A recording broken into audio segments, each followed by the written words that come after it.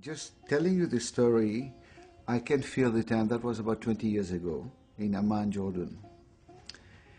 I was a visiting professor at Indiana University in Indianapolis.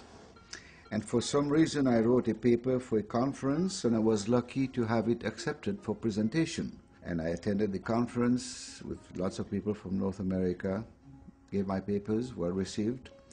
And then I received an invitation for people coming from America, Canada, Great Britain, France, and all European and North American to be at a reception with King Hussein.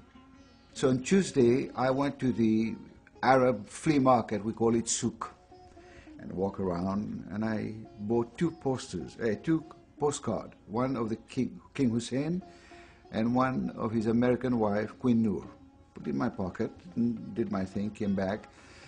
I went to the reception, and we were all there. Then the aide de camp, or chief secretary of His Majesty, came and said, "We are sorry, we have got bad news. There is trouble between the Palestinian and the Jewish state on the Allenby Bridge, and His Majesty had to go and settle things down.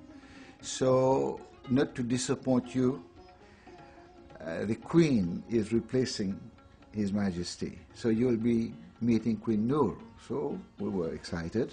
Boy, after all, I have never met a queen.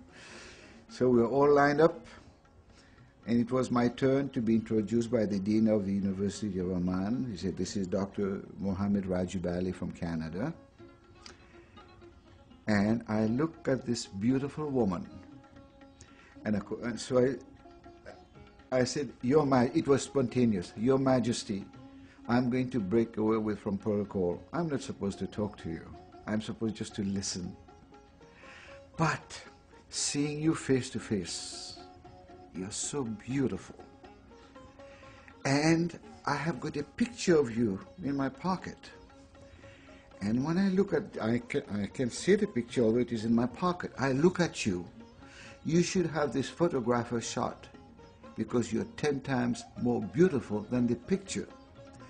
Amazingly enough, which is unheard of in this society, she just grabbed me by the arm and she shook me. She said, "Flattery will get you anywhere." Everybody was just, you should have seen the look on the chief secretary and all the guests. So she said, "Well, I'm happy to hear that.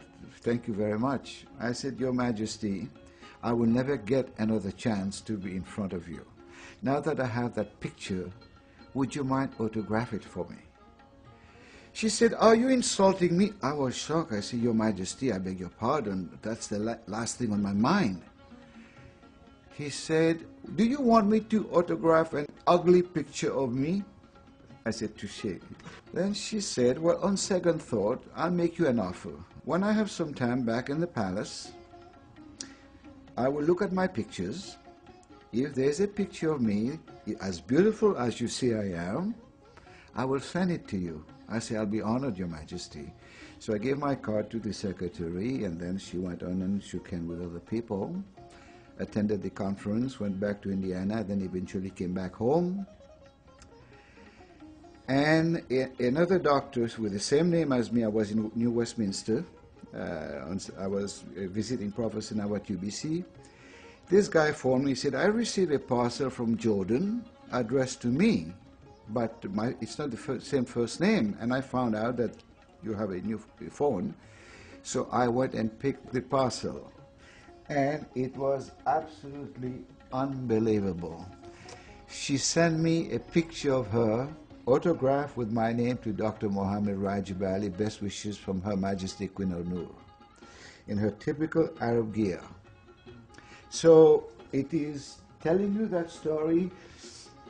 I can relive the whole thing. It was emotional, it was great. And of course, I asked her, "You have been so generous, Your Majesty, is there any chance I can have a picture taken with